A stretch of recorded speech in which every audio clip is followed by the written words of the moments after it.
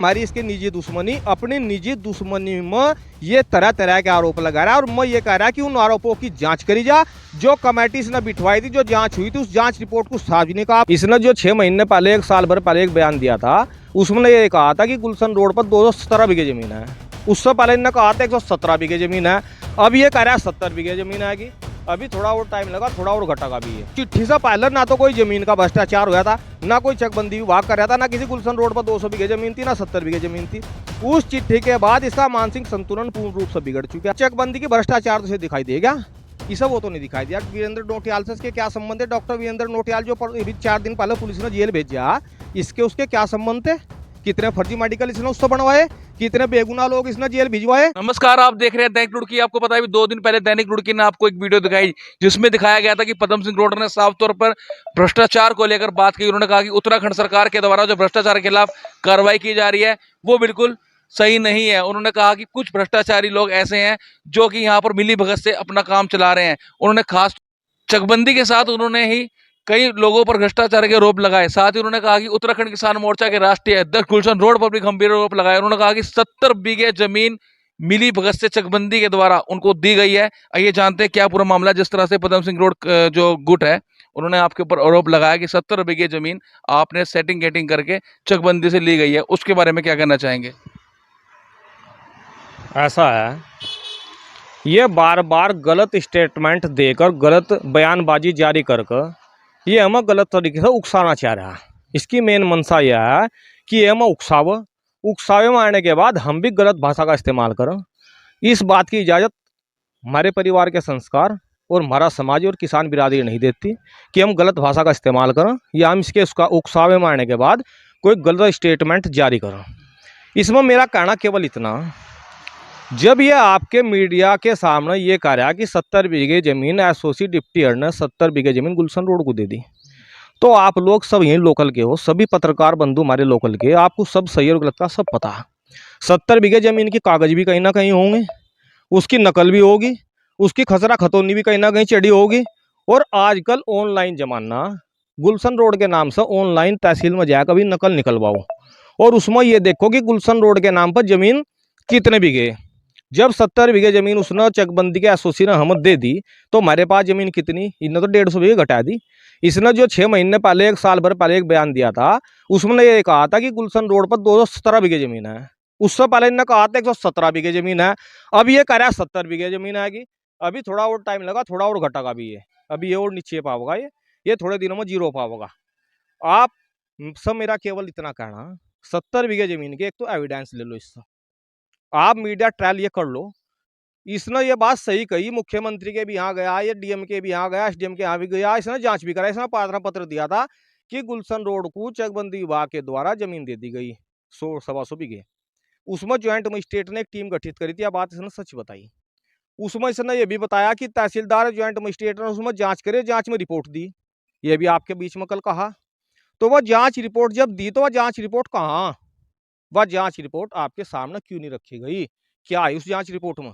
जब जांच होली, इस बात को तो खुद मान रहा है कि जांच हुई, मैंने जांच कराई, जांच बिठाई थी गुलशन रोड के खिलाफ, जांच हुई, जांच के बाद रिपोर्ट भी मान रहा है, बयान में रिपोर्ट आई।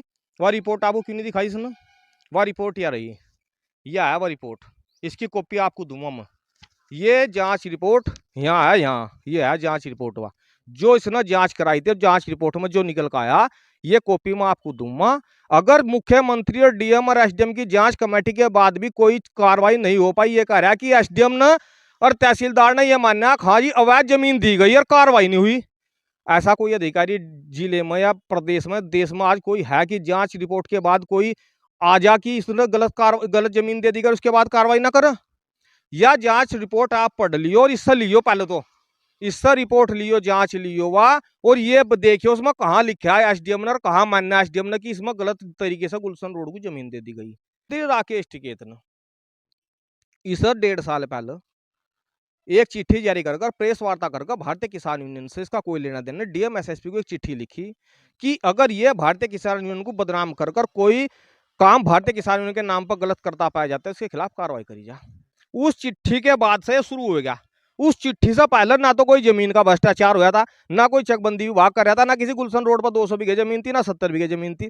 उस चिट्ठी के बाद इसका मानसिक संतुलन पूर्ण रूप से बिगड़ चुका है। भारतीय किसान यूनियन के चौधरी राकेश टिकैत ना कार्रवाई आपने करवाई थी? वो उसका इसका उसमें ये कहना कि वह कार्रवाई विजय शास्त्री ने गुलशन रोड ने मेरे खिलाफ करवाई, मुझे भारतीय किसान यूनियन से बेदखल करा दिया। तो उस कार्रवाई के बाद इसे लगातार तरह तरह के भ्रष्टाचार नजर आ रहे।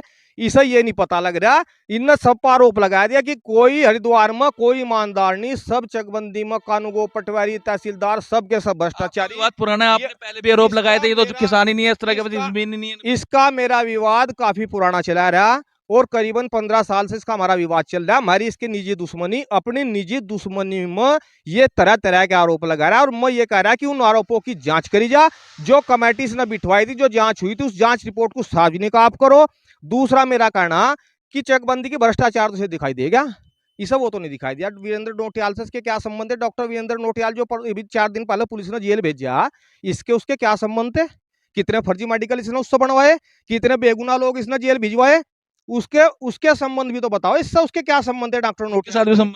इसके डॉक्टर नोटियाल के जितने भी विवेचकों ने 2.5 साल में 3 साल में उस मुकदमे की विवेचना करी, कितनों के पास नहीं है गया? पूछ लो, कुछ विवेचक तो रुड़की में मौजूद हैं। आपको आप एक जिम्मेदार संगठन मैं बता रहा हूँ, स्कूल एकम सीएमओ से मिले थे, इसके बाद हम सीएमएस कंसल से मिले थे और स्कूल एकम देहरादून भी गए थे और माननीय उत्तराखंड सरकार के डीजीपी महोदय से मिले थे और एसएसपी हरिद्वार से मिले थे, रावत जी से जो पहले एसएसपी गए, कि ये डॉक्टर इस तरीके से फर्जी मेडिकल बना रहा है और उसी को लेकर पुलिस अधिकारियों ने, उच्च अधिकारियों ने जांच का कौन रहे थे? जांच नोटियाल डॉक्टर बना रहा था। बनवा कौन रहा? बनवा तो ये रहे थे पद्म रोड जैसे लोग, अपने भाई का मेडिकल फर्जी बनवाया था, उस पर देखो निकलवाया का, अपने भाई का फर्जी मेडिकल बनवाया था उस पर 307 का। ये सब लोग इसमें सम्मिलित थे। ये आज बोखलाया हुआ, ये केवल अपनी व्यक्तिगत दुश्मनी में ये हम बदनाम करके अपने आप को नेता बनना चाह रहा है। चकबंदी विभाग पर दबाव बना रखा है लगातार।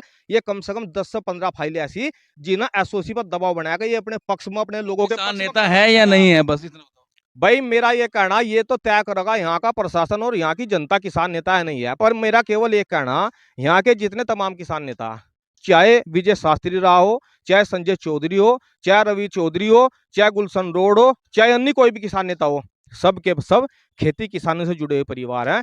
ये एकमात्र ऐसा किसान नेता जिसके पास मात्र 5 बीघे जमीन का किसान है। ये गन्ना ये नहीं बेचता, धान ये नहीं बेचता, गेहूं इसके यहाँ नहीं होता और इसके यहाँ पर बोलेरो खड़ी है, बोलेरो में ड्राइवर बैठ कर इसे लेकर चलता है। तो कहाँ तो तेल का खर्चा आ रहा है और कहाँ से इसकी बोलेरो घूम रही। लोग 100 बीघे की 50 बीघे खेती करने के बाद भी गाड़ी घर खड़ी करके मोटरसाइकिल से घूम रहे और ये 5 बीघा किसान लगातार बोलेरो में चल रहा है। कहाँ से 5 बीघे के किसान के पास 10 लाख की बोलेरो खरीदने के लिए पैसे आए और कहाँ से तेल डलवाने के लिए पैसे आए?